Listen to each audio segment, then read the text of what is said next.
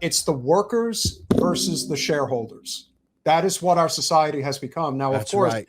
It has grown to such an exponential level that at one time, perhaps between the years of FDR and JFK, we were looking at a balance component of probably 70-30, maybe 65-35 shareholder to workers in terms of value, in terms of influence when it comes to policy, when it comes to the ability to make income. Today, it's got to be somewhere in the neighborhood of 90-10, maybe even worse than that. Like, that's how substantial the gap has gotten, to the point in which we have this fleet of billionaires today that can, at the drop of a hat, just decide, okay, I'm going to change the fortunes now. I am going to actually make it so that it's acceptable based on whatever policy we decide as of today is acceptable. But that brings us to a very important clip, which I'm sure you're aware of.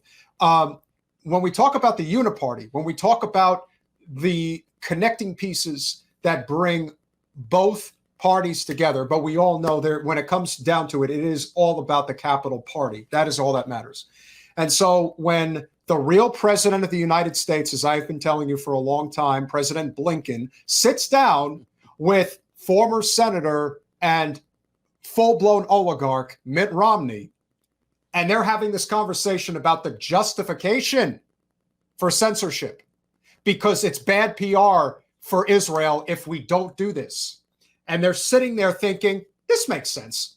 So let's play the clip and we'll comment. Has the PR been so awful? I know that's not your area of expertise, but you have to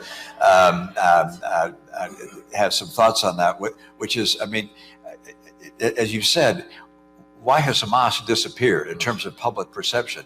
An offer is on the table to have a ceasefire, and yet the world is screaming about Israel. It's like, why aren't they screaming about Hamas? Accept the ceasefire, bring home the hostages. Instead, it's all the other way around.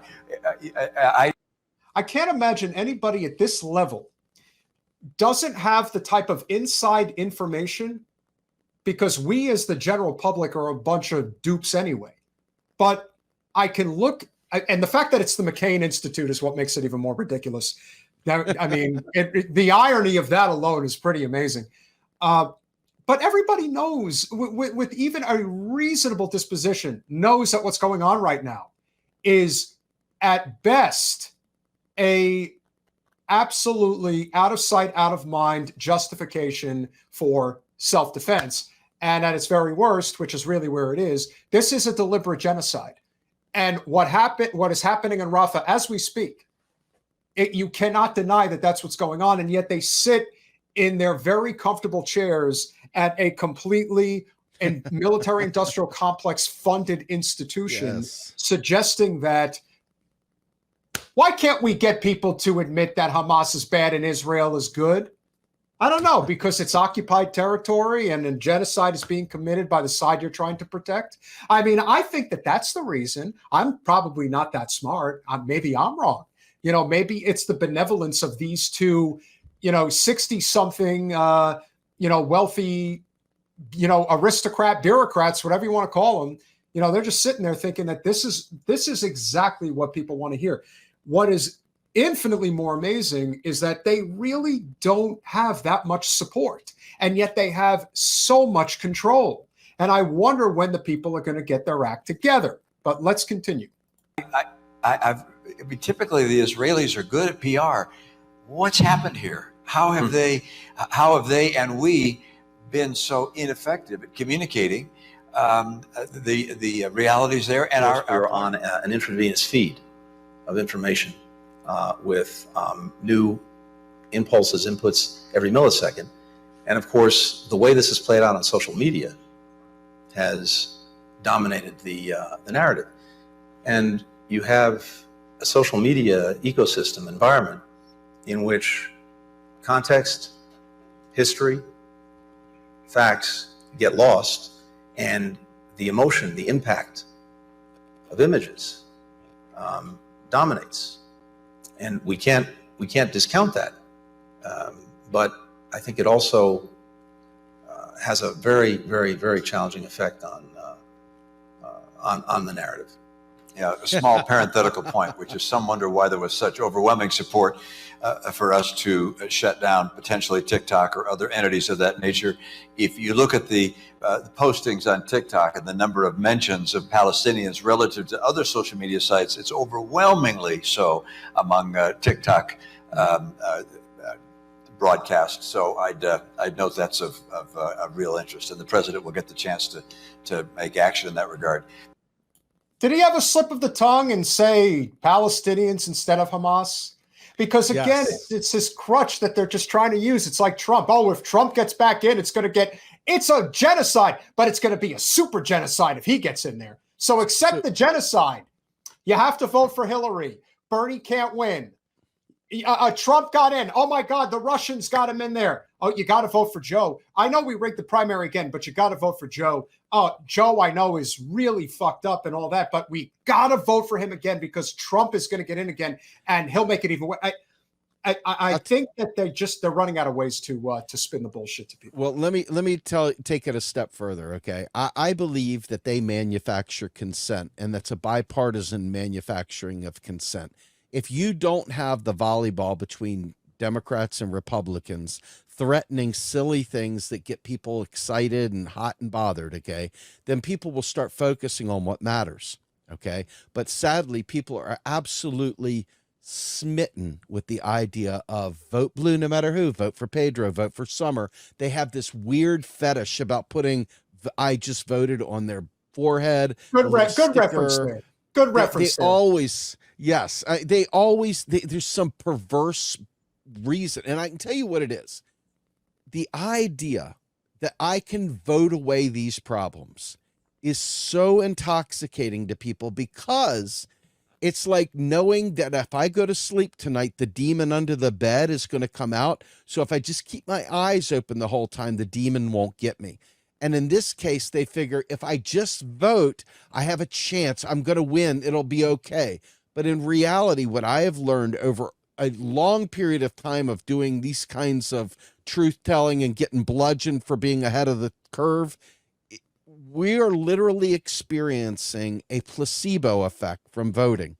The vote itself would have no impact. Everybody says, what do you think? Trump is going to do it differently? No, I think he's going to do exactly what the handlers above, the people that every once in a while come out of the shadows, wave high, and go back to sleep.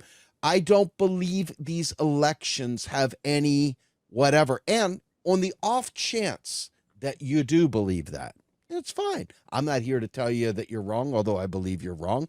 What I would suggest to you is that ultimately there will be another layer, a parliamentarian, a rotating villain. There's going to be something there that prevents anything from meaningfully happening. And it doesn't matter whether you like it or not. It really should matter that you don't like it. You really should be ready to take action. But ultimately, what are they doing?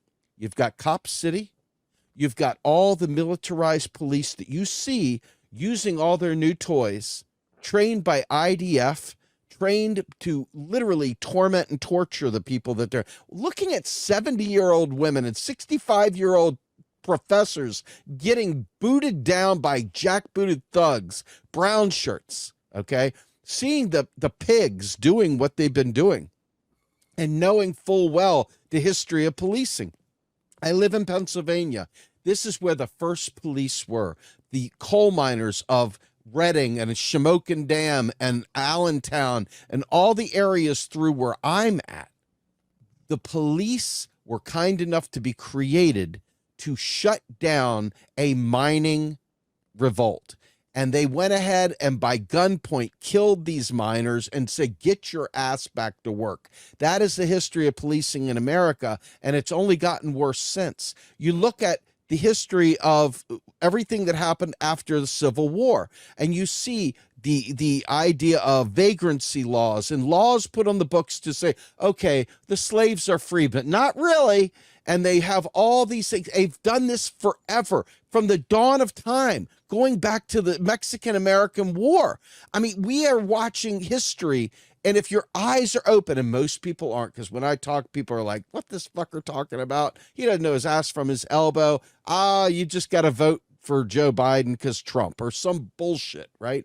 But I'm telling you right now, they are flexing out to show you what you've got over there. If you're a software developer or an entrepreneur of any kind, what they've got going on in Israel, in Gaza right now, is an open air test scenario of all these different weapons and ideas. AI, using that to kill people, literally AI bombs. And some of the things that have been reported out of there, like using crying baby sounds to bring people out of hiding and then sniping them. Unbelievable amounts of evil going on over there.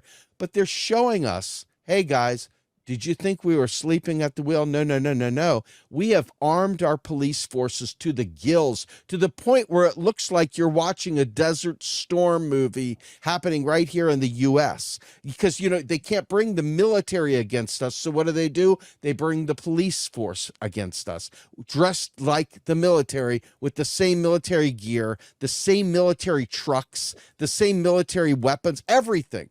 Okay. And they are literally they're not even blushing. They're literally crushing people. And this right here is from the Uni Party. And I want to make it really clear that the idea of manufacturing consent is what the actual political process is all about. And that's why they can control the narrative. And that's why old shit Romney and freaking Blinken were sitting there amazed that, oh my God, TikTok got past us somehow or another. Oh my God, how are they doing? But see, we've got too many normie friends, too many friends that watch MSNBC, listen to these Mehdi Hassans and others that for 5 minutes, you're like, yes, he gets it. And in any minute now, he'll be like, but we got to vote for Biden because what do you want, Trump? Any minute now, you're waiting for it because these folks live for that world. That's their world. They want it to stay that way. And anything that threatens their illusion and delusion, they fight back and they hate and they won't listen to. And it's important to know that because we're not going to do anything about what you're seeing happening right now until we accept the fact that you voted for this man. You voted for these people. You didn't vote for genocide, but genocide you got anyway. And you didn't vote for jackbooted thugs coming on campuses, but Biden and friends and all of them, the Uni Party has been funding and funding and funding the militarization of our police forces throughout this country for decades now. And now we're seeing the chickens come home to roost, so to speak. And we are still thinking we can vote our way there. I hate to say this, but the other part of the working class, the maggots, the right wing, those folks, what they have done is they have said, hey, we're going to fight back. We're wrong. We're going to be angry about a lot of the wrong things. We're going to blame the wrong things. We're going to target immigrants. We're going to target homosexuals, and we're going to target, people that are different, mentally retarded or autistic, and we're going to mock them, and we're going to laugh at them, and we're going to shame them. We're going to claim anybody that has a conscience as woke, and we got to get rid of these woke bastards. Or what? Maybe they're going to do that, but they at least realize that most of them are starting to realize that this entire situation is a farce. And so they're ready to have a revolution of sorts of their own.